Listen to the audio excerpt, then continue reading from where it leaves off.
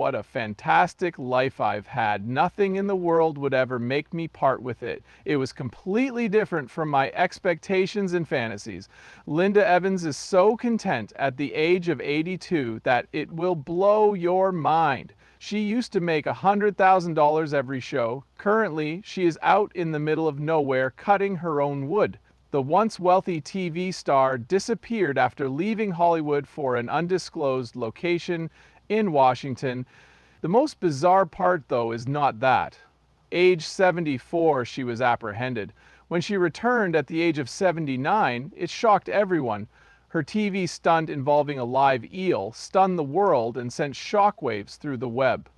On November 18, 1942, Linda Evans came into this world in Hartford, Connecticut. Linda Evenstad was her given name. Her Norwegian ancestry was an integral aspect of her identity. Her paternal great-grandmother settled on a modest farm in Neshemark before migrating to America in 1884, and the surname Evenstad was born into that family. Alba, Evans, and Elaine had 3 kids. She was the one who came second. Because both of her parents were talented dancers, she grew up in an artistic and performing household, but Linda was an extremely reserved kid who, despite living in a fantastical world full of adventures, avoided attention at all costs. They uprooted her life at 6 months old and settled in North Hollywood, California. They were Hartford residents before. This change thrust her into the entertainment industry even though she had no intention of working there. At Hollywood High School, she was a classmate of future stars Carol Wells and Stephanie Powers. Despite her parents' passion for performing, she was never really influenced by it. Although they thrived in the spotlight, Linda preferred a more supporting role. She struggled to be authentic in social situations due to her extreme shyness. They recognized at the age of 14 that she required assistance in overcoming her fear of being observed. The point of encouraging her to take acting classes was not to encourage her to pursue a career in Hollywood, but rather to boost her self-esteem. She was uncertain in the beginning. Even though it was nerve-wracking to perform for an audience, acting provided her with an unexpected benefit. Because of this, she felt comfortable enough to express herself. Rather than feeling open, she experienced a sense of freedom. By assuming different personas, she was able to express emotions that she had previously repressed. Because of that decision, everything shifted. Along with a friend, she went to a TV commercial test when she was 15 years old. When Linda's friend was scared, she was there to reassure her. Despite her reluctance, she was forced to try out. A casting director noticed her at an interview and approached her about reading for the role. Despite having never tried out for anything before, she consented. When she received the part, she was taken aback. She was forced to respond in a manner she hadn't anticipated due to that unexpected incident. Additional opportunities were presented by the advertisement. Her career as a model took off, and she soon had small TV roles. It was on the hit 1960s show Bachelor Father that she made her television speaking debut. It was on set that she initially crossed paths with John Forsythe. They were both unaware that their paths would cross again in a manner that would have a profound impact on their professional lives. She was also a cast member on another hit show of the era, The Adventures of Ozzie and Harriet.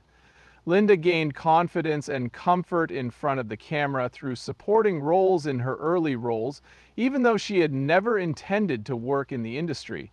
From 1965 through 1969, ABC aired the Western series The Big Valley. The role of Audra Barkley was offered to 23-year-old Linda Evans. In her professional life, it was the defining moment. There was a show about the wealthy Barkley family's fight to hold on to their ranch in California's San Joaquin Valley.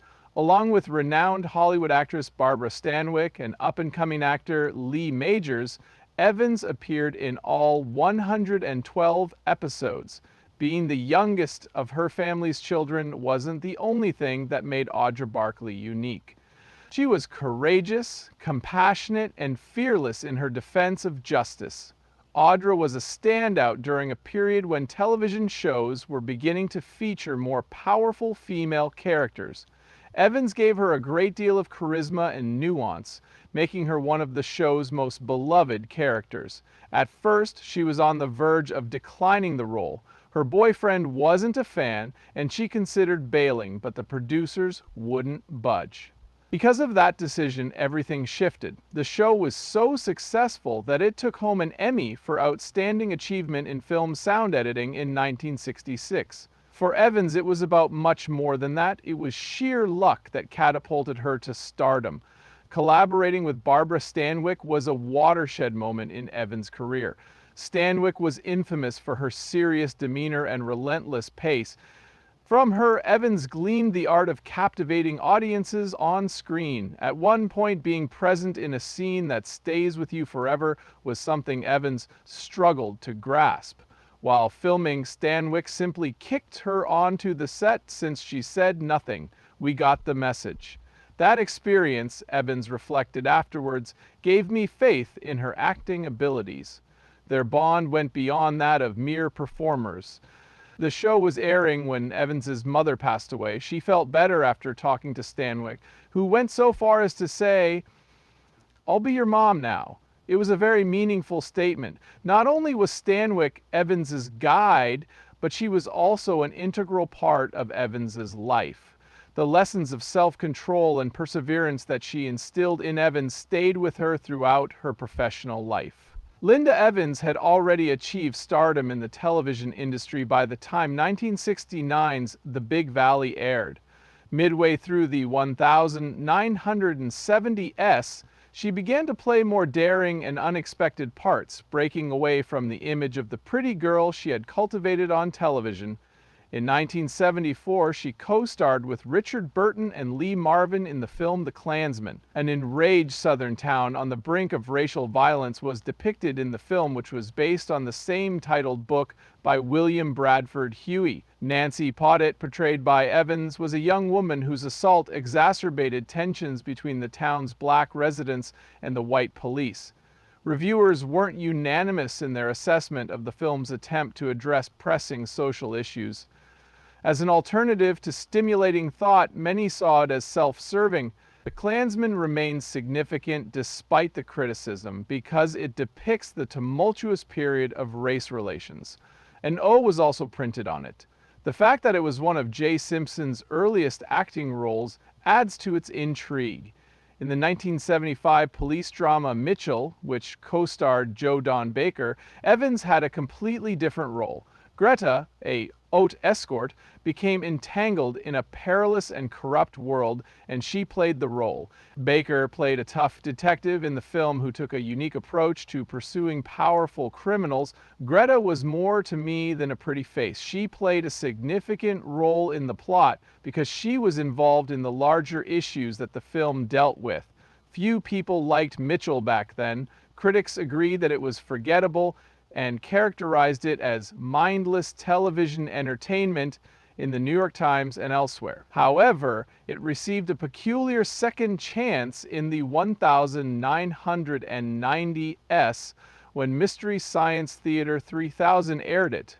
The extreme violence and stereotypically masculine characters made it a cult classic. Evans proved that she was not afraid to take risks, even in critically panned films, with her performance. Her role as Audra Barkley on The Big Valley was drastically different from these parts. They showcased the challenges of making the leap from television to film, while also providing her with opportunities to play darker, more complex roles. But she persisted, and her perseverance yielded a project that would go on to become a landmark in her career. Evans co-starred with Steve McQueen in Tom Horn, released in 1980. Tom Horn, a well-known scout who became a vigilante, became entangled in a violent feud involving cattle theft.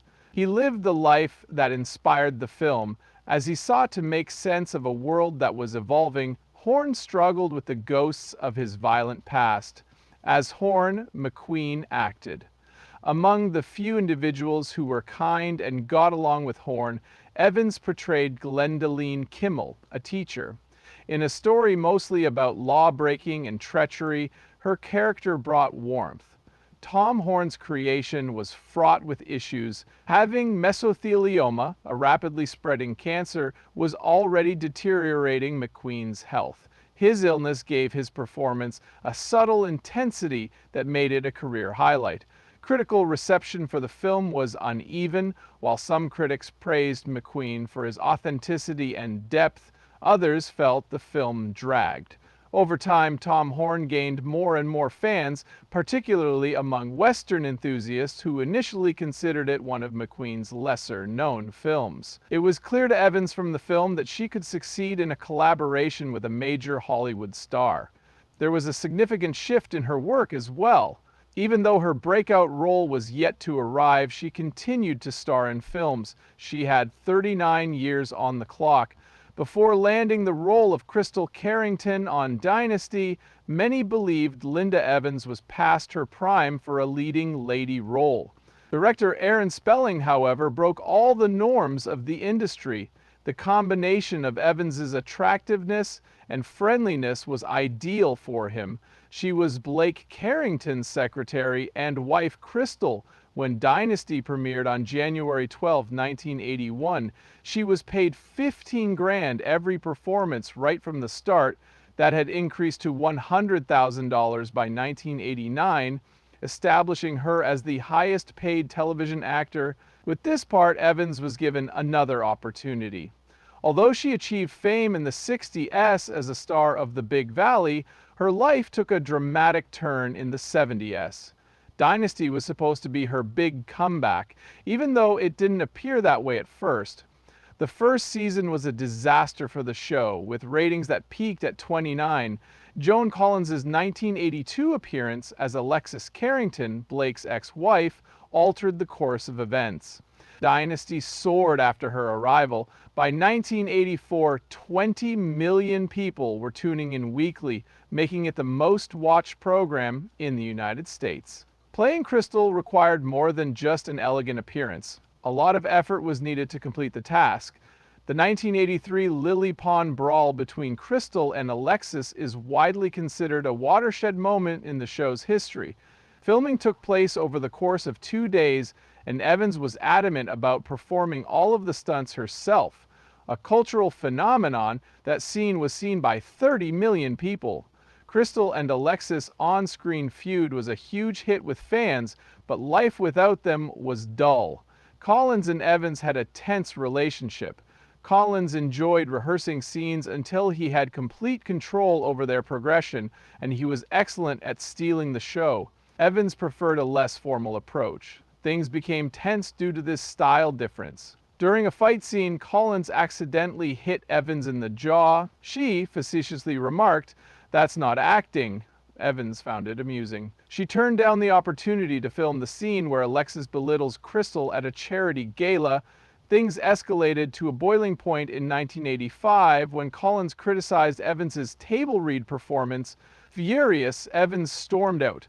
Their competitive spirit kept onlookers glued to the screen despite the tension. The most watched episode of Dynasty that season was The Malavian Massacre, May 1985. Attackers rocked a royal wedding in the previous chapter, trapping Crystal and Alexis amidst the mayhem. The show was seen by 35 million people. Outside of the camera, though, Evans was struggling. She suffered chronic back pain as a result of the stunts. Additionally, she felt trapped by the increasingly bizarre plots. By 1989, she had reached her limit.